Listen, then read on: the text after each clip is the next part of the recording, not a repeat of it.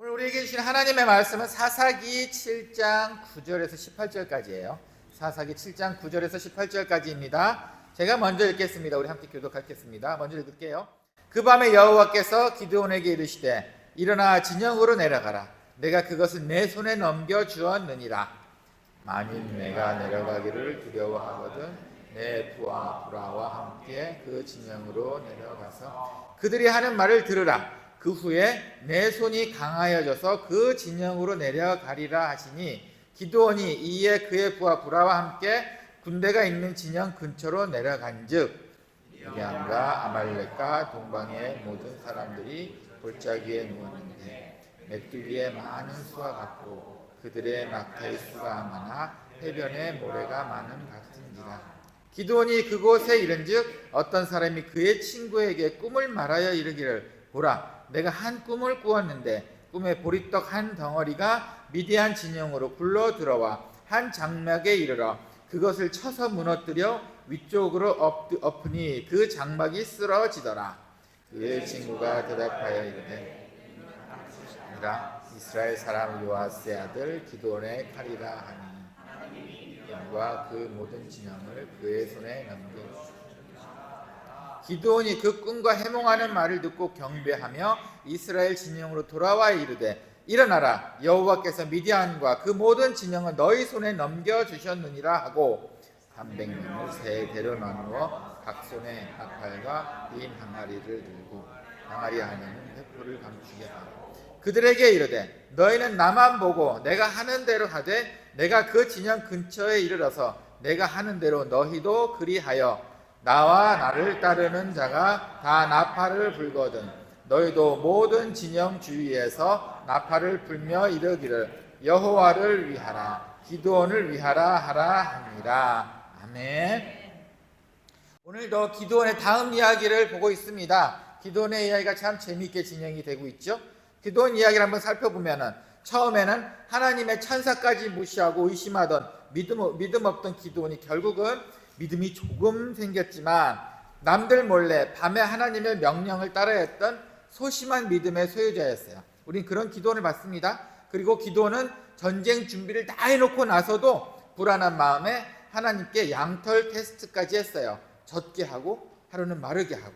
이렇게 양털 테스트를 한 기드온에게 하나님께서는 32,000명 중에서 300명만 선발하라고 말씀하셨고 여러 가지 테스트를 통해서 하나님께서 선택한 300명을 선별했습니다.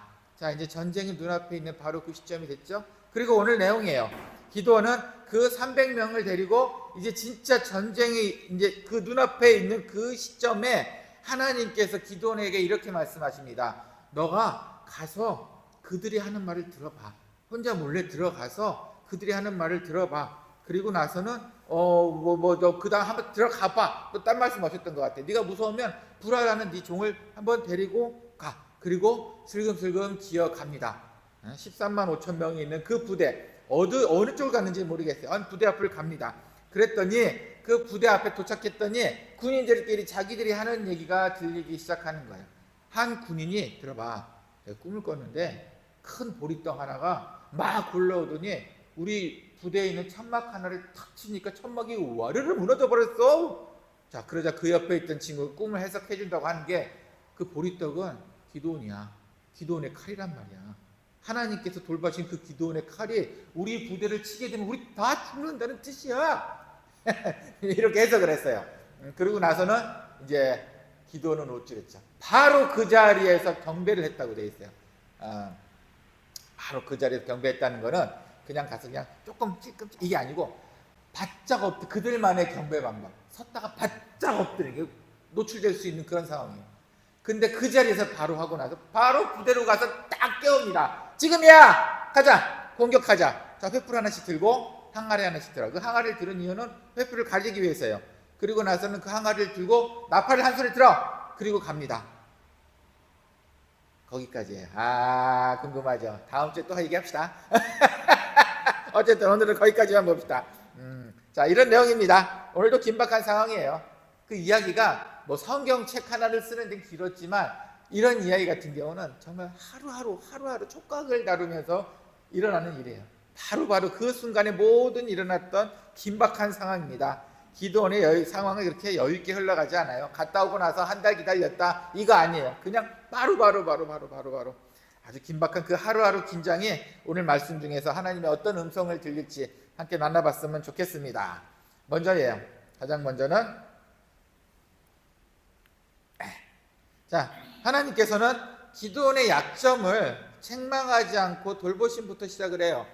무슨 얘기냐면 기도원에 지금까지 제가 이야기를 다 드렸죠. 첫날부터 하나님을 믿지 않았고 천사도 무시했고 우상을 섬겼던 그 아버지를 바꾸고 천사를 보면 죽는다는 그 얘기 때문에 쫄기도 하고 하여튼 이런 과정을 통해서 생각보다 많은 하나님을 만났어요.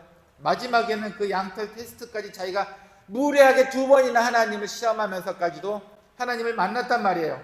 그런데 기도는 아직도 겁이 났어요. 정말 신기하지 않습니까? 그렇게 다 보고 나서도 겁이 나지 않습니까? 그걸 어떻게 하냐면 하나님께서 너 기도원 그대에 가서 듣고 와 라고 말했을 때 하나님께서 먼저 얘기하십니다. 네가 만약에 두려우면 부활을 내려가. 아니 두려우면 안 되지. 이미 하나님 만난 친구인데. 근데 하나님이 알고 계셨어요. 두려우면 부라를 데리고 가. 그래서 그의 종 부라를 데리고 갑니다. 무슨 얘기예요? 두렵다는 얘기잖아요. 하나님께서 그것까지 책망하지 않고 야 지금까지 내가 했는데 너 아직도 나를 못 믿니? 라는 책망이 아니었어요. 너 두렵지? 그러면은 여기 내 부하 하나 부라를 데려가 라고 오히려 돌보심의 모습을 보이셨다는 거예요. 하나님의 모습입니다. 우리는 하나님한테 늘 질책받을 걸 생각하나 봐요. 우리가 잘못한 게 많으니까. 근데 의외로 하나님께서는 우리의 약점을 질책하는 게 아니고 그거를 돌아보시기를 좋아하신다는 거예요. 10절 적진에 항해 한번 가보라. 두렵거든 내가 그의 종 부라를 데리고. 참 감사한 하나님이죠. 가끔 우리는 오해하지 맙시다. 저도 저를 많이 저질러요. 그럴 때마다 아플 때마다 일이 안 풀릴 때마다 아 이거 하나님의 벌인가? 그렇게까지 생각 안 하셔도 될 것 같아요. 하나님 그렇게 쪼잔하신 분이 아니시라는 거예요. 하나님께서는 제일 먼저 돌보심의 하나님이 먼저이십니다. 우리가 두렵다는 것도 알고 계시고요. 우리가 어디가 약하다는 것을 알고 계세요. 그 부분을 돌아보시는 하나님이시지 우리의 먼저 질책하는 걸로 먼저 시작하지 않는다는 겁니다. 우리의 약함을 질책하는 것보다 어떻게 하면 돌아보실 수 있을까? 돌아볼까? 책망하지 않고 감싸줄까를 생각하는 분이에요. 가끔 마당교회에서 이제 애들 모임을 합니다. 금요일마다 모임을 하고 또 주중마다 또 모임을 해요. 그러면은 1년에 한두 번씩은 어른들이 예배 끝나기 전에 저한테 몰래 와요. 그러더니 자기 예배 끝나고 끝나기 전에 축도하기 전에 마이크 좀 달라는 거예요. 그 뭐 무슨 할 얘기 있어? 중요한 얘기다. 중요한 얘기네. 그러고 나서 마이크를 달래요. 그래서 중직자들도 있고 그런 믿을만한 사람이길래 저는 가끔 이렇게 마이크를 줘요. 그리고 축도하기 전에 자 애가 할 말 있대 나와서 한 말씀 하시죠 라고 하면 난 간증이나 이런 거 할 줄 알았더니 그게 아니고 애들을 막 혼내는 거예요. 그 예배 시간에 애들이 얼마나 무례하고 버릇이 없는지 너네 그러면 안 된다고 너네 성가대 앉았지 않냐고 막 애들을 무례를 하게 막 혼을 내요. 그럼 그 다음 주에 한 20명 쭉 빠져요. 나는 이 한 영혼을 데려오기 위해서 얼마나 애를 쓰는데 나는 리더를 세우겠다고 얼마나 애를 쓰는데 그냥 나와서 잔소리를 막 하게 됩니다. 그럼 그분들이 잘하느냐? 그분들도 그렇게 잘하는 거는 아니에요. 이제 그걸 몇 번 겪고 나니까 이제 마이크 안 줘요. 지지난주도 그랬어요. 이게 부하하니까 애들 때문에 또 뭔가 누가 화가 났구나 싶었던 거야. 그래서 이번엔 마이크를 안 줬어요. 그리고 나서 예배 끝나자마자 그 사람이 무슨 말을 할지 이제 뻔히 아니까 제가 이렇게 얘기했어요. 아이들한테 질책하지 말고 돌봐줍시다.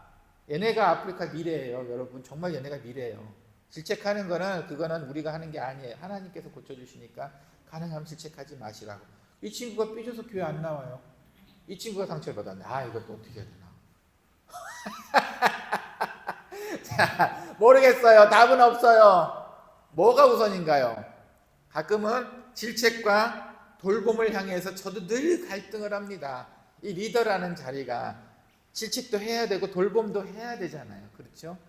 그럼 그 어디가 그 선이냐 이거예요. 정말 힘들고 모르겠더라고요. 근데 하나님은 아세요. 절대로 질책 먼저 하지 않습니다. 하나님께서는 돌봄을 먼저 해주신다는 겁니다. 자, 더 중요한 건 요거는 오늘 설교 주제하고는 조금 다른 얘기인데 한번 생각해 볼 만해서 한번 이야기를 꺼내 볼게요. 이 불화는 누구일까? 성경에 딱 한 번 나오는 사람이에요. 성경에는 우리가 아는 영웅들이 있어요. 베드로 영웅이고 사도 바울도 영웅이죠. 그렇죠? 그런데 이상하게 사도 바울의 눈을 뜨게 한 아나니아는 지나가던 제자의 하나였고요. 베드로가 감옥에 나왔을 때 그 기쁜 소식을 처음 알았던 로데라는 여인은 여종이었어요.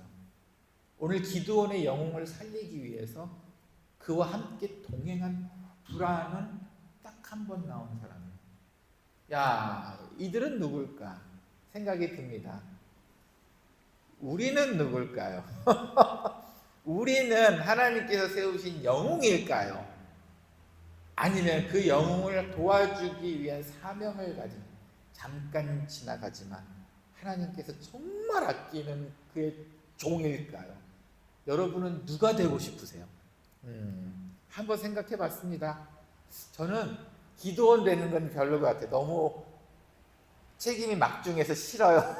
싫어. 차라리 불화가 나은 것 같아요.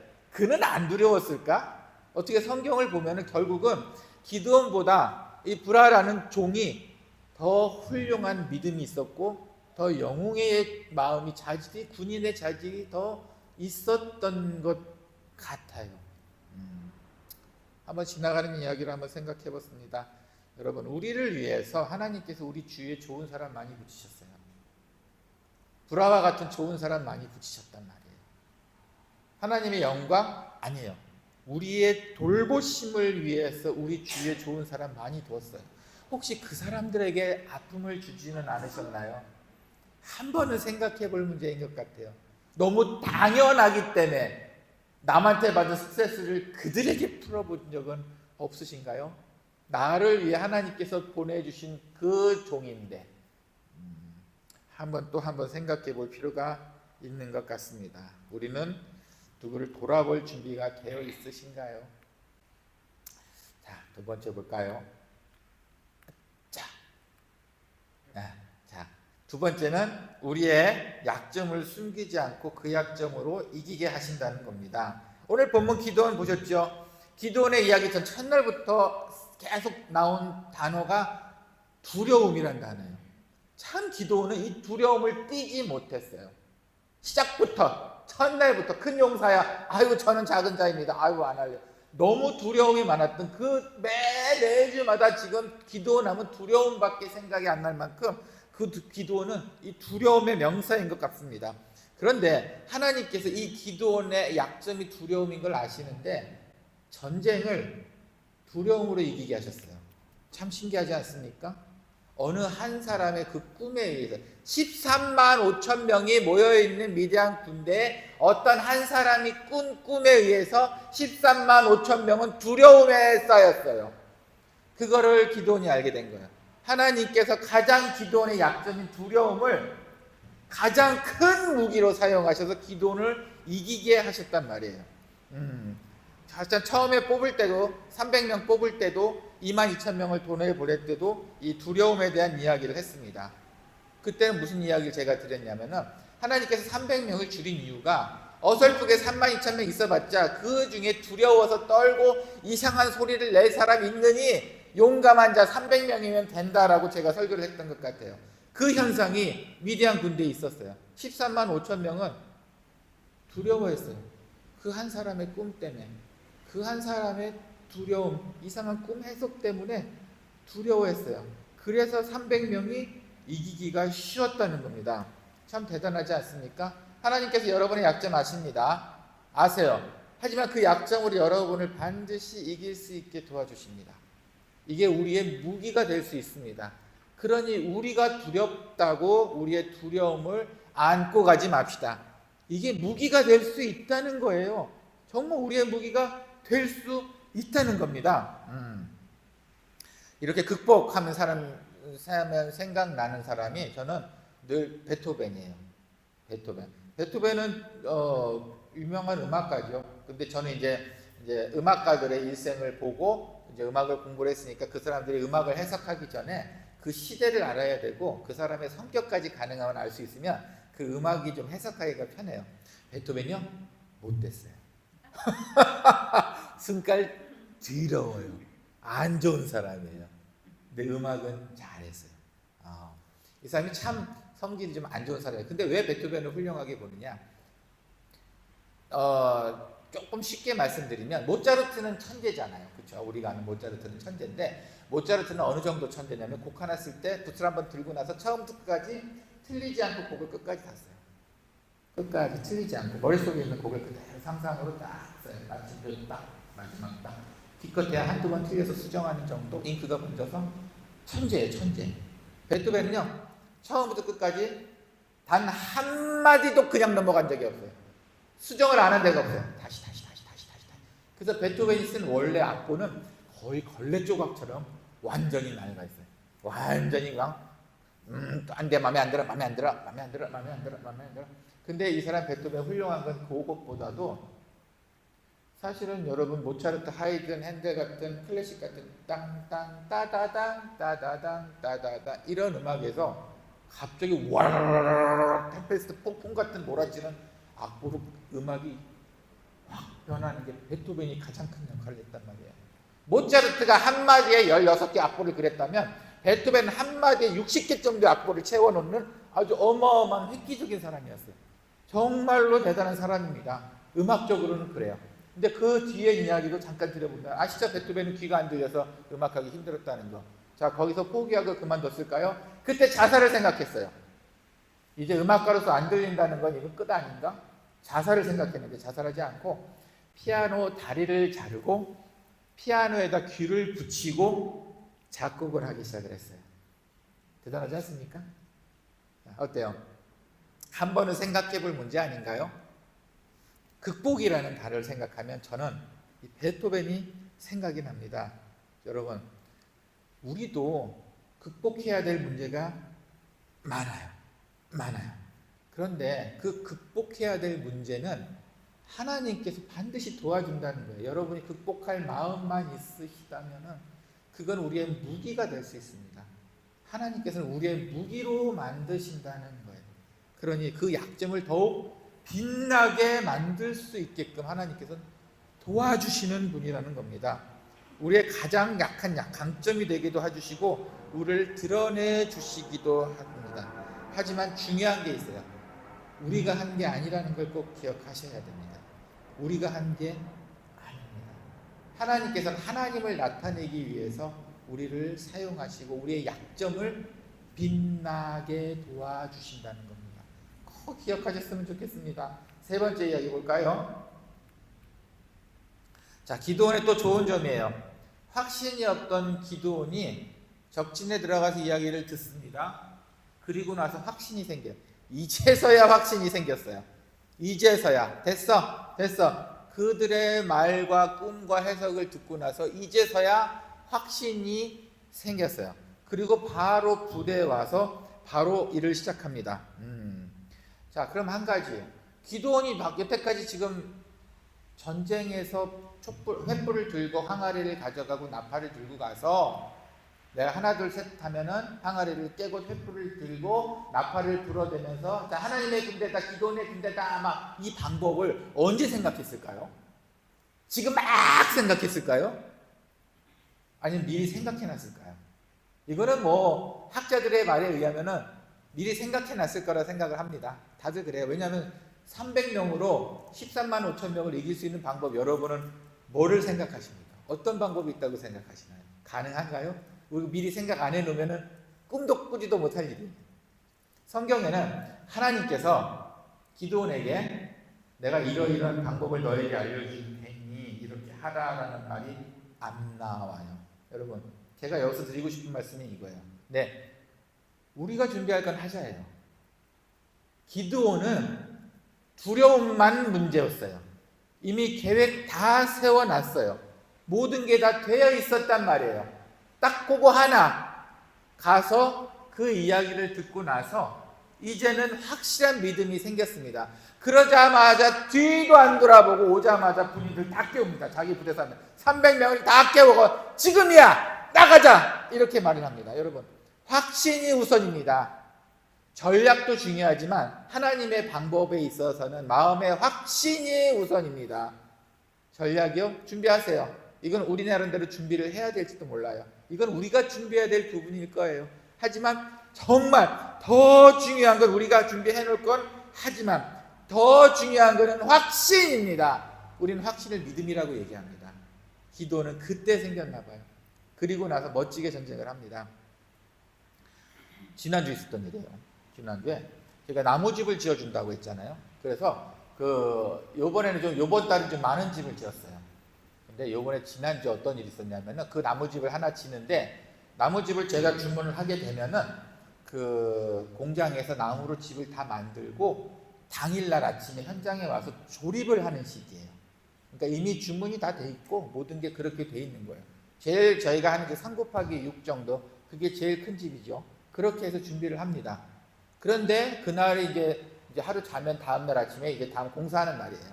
다 약속이 다 끝난 거예요. 근데 하루 전날 저녁 10시에 문자가 와요. 그 땅 만들어 주기로 한 그 친구한테 집 짓는 걸 취소해야 된다고. 지금 안 된다고. 아니 몇 시간 뒤면 집을 짓는데 이 친구는 그때서야 못 짓겠다는 거예요. 와, 야 이거 어떡해? 3+6 거의 뭐 25,000만 대 정도 집 지금 생돈 날리게 생긴 거예요. 완전히. 그랬더니 다음날 우리는 그냥 또 아내와 그냥 야 이거 어떻게 해결해야 되나 고민을 했어요. 정말 고민을 했습니다. 그런데 결국은 잘 됐어요. 제가 드리고 싶은 말씀이 이거예요. 그 집을 다 해결은 되는데 그 다음에 누구를 지어줘야 될지 제일 힘들었어요. 그 다음은 뭐 당연하죠. 그 집에 일단 그 친구는 이제 우리 앞에서 이 뻐끗하면 이제 걔는 끝이야. 이제 안 해줘. 그런데 우리 나무 안에 그게 다음 집을 누구를 해줄까가 제일 고민이었어요. 근데 그 우리 밑에는 우리가 미리 준비를 해놓은 여러 사람이 있었어요. 늘 해주고 싶었던 사람이 있었어요. 그 사람을 해줘야지라고 생각을 했는데 하나님께서는 그 사람에게 확신을 안 주시고 엉뚱한 사람을 불러서 더 좋은 사람이 집을 짓게끔 모든 일을 진행을 해 주셨어요. 정말로 정말 좋은 사람이 집을 짓게 됐습니다. 여러분 가끔 그 생각이 들어요. 저는 확신이 안 쓸 때마다 이 생각을 합니다. 하나님께서 확신을 주세요. 아프지 않게. 문제는 하나님께서 확신 주실 때 한번 흔드신다는 게 문제예요.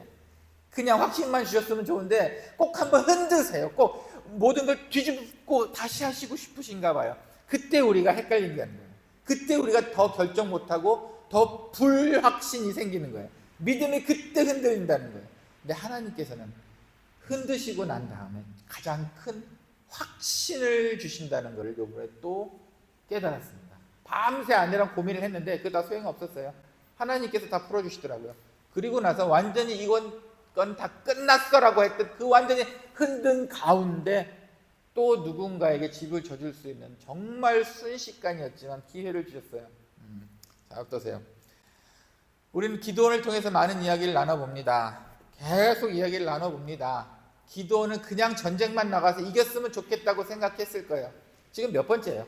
몇 번을 흔드시는 거냐? 마지막까지는 꼭 그렇게 내가 적진까지 들어가야 되냐고요. 그 얘기를 하는 건 몰랐겠죠. 하나님 그냥 전쟁하면 안 돼요? 아니야, 꼭 가서 네가 들어야 돼. 그때 확신이 생겼다는 겁니다. 여러분 마지막 그 순간까지요. 우리는 어쩌면 우리 죽을 때까지 하나님에 대한 확신이 없이 죽는 사람도 있을 거예요. 하지만 걱정하지 마세요. 마지막 그 순간까지 하나님이 우리를 돌봐주시고 계시기 때문에 그 순간까지도 기다리셔야 한다는 거예요. 그때 확신이 생깁니다. 그럴 때 움직이세요. 믿음으로 움직이세요. 불가능 없습니다. 정말 불가능이 없습니다. 하나님께서는 약점이 없는 사람을 찾지 않으세요. 하나님은 자신의 약점을 하나님께 맡길 사람을 찾고 계시더라고요. 하나님께서는 어떻게 싸울지 궁금해하는 사람을 찾지 않으십니다. 하나님은 확신을 가졌을 때 바로 일을 시작할 수 있는 사람을 찾으십니다. 그런 사람들에게는 하나님께서는 책망하지 않으십니다. 절대 책망하지 않습니다. 끝까지 돌봐주십니다. 이런 믿음을 가지고 사는 우리가 되었으면 좋겠습니다. 함께 기도하겠습니다. 주님 감사합니다. 이 확신 한번 갖기가 이렇게 어렵네요. 기도는 그렇게 하나님을 끝까지 테스트하고 하나님을 만났어도 두려워하고 그 확신 한번 얻기가 그렇게 힘들었던 모양입니다. 그런데 이게 기도원의 얘기가 아니고 우리의 얘기인 것 같습니다. 주님, 우리의 마음도 주님께 대한, 주님을 향한 확신을 갖기를 소원합니다. 그런 믿음을 갖기를 소원합니다. 우리를 포기하지 않으시고 우리를 질책하지 않으시고 끝까지 돌봐주시는 하나님을 우리는 믿습니다. 그러니 주님을 향한 확신이 생겼을 때 우리를 가장 좋은 도구로 사용하여 주시옵고 우리도 준비된 자가 될 수 있도록 지혜를 허락해 주시옵소서. 오늘의 말씀도 감사합니다. 예수님의 이름으로 기도합니다. 아멘. 봉헌 시간입니다. 감사합니다. 감사하는 마음 주님께 저의 마음을 보여드립니다. 주님 기뻐 받아 주시옵소서. 그리고 주님께서 주신 이 모든 좋은 기회, 모든 좋은 하나님의 돌봄에 더더욱 감사하는 우리가 될 수 있도록 도와주시고 이 기적 같은 주님의 봉헌이 쓰이는 곳곳마다 이적이 일어날 수 있도록 또한 함께하여 주시옵소서. 주님, 우리로 하여금 주님께 봉헌할 수 있는 기회 주시니 감사합니다. 예수님의 이름으로 기도합니다. 아멘. 이제는 주 예수 그리스도의 은혜와 하나님의 사랑과 성령의 감화 감동 교통하심이 우리의 약점을 질책하는 것이 아니라 돌봐주시는 그 사랑의 하나님을 믿기를 소원하는 사랑하는 은총교회 성도님들 머리 위에 그리고 언제든지 주님에 향한 확신이 생겼을 때 주님이 부르시는 그곳을 개의치 않고 달려가기를 소원하는 사랑하는 은총교회 성도님들 머리 위에 그리고 우리 새로 함께 참여한 종현 형제 머리 위에 이제로부터 영원히 함께 있을지어다. 아멘.